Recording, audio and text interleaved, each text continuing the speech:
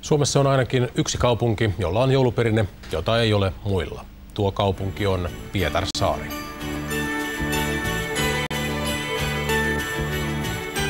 Otetaan mikä tahansa katu Pietarsaaressa, sanotaan nyt vaikka tämä Alholmin katu, ja katsotaan talojen ikkunoita kadun vasemmalla puolella.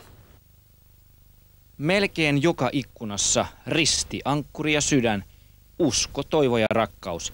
Pietarsaarelaisten omat joulusymbolit.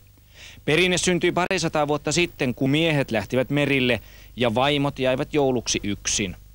Ne laittoi ikkunaan usko, toivo ja rakkaus symboli siitä sen merkiksi ja toivoksi, että kaikki menisi hyvin, kun nämä miehet oli reissussa.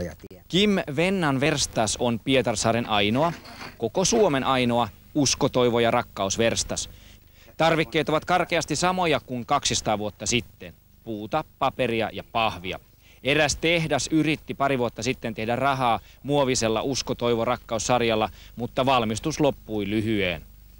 Se ei anna sitä samaa muovi kuin tämä paperi. Et muovi antaa, se on vähän niin kuin auton jarruvalot, jos saa olla vähän ilkeä, mutta se ei kuulu oikein tähän perinteeseen.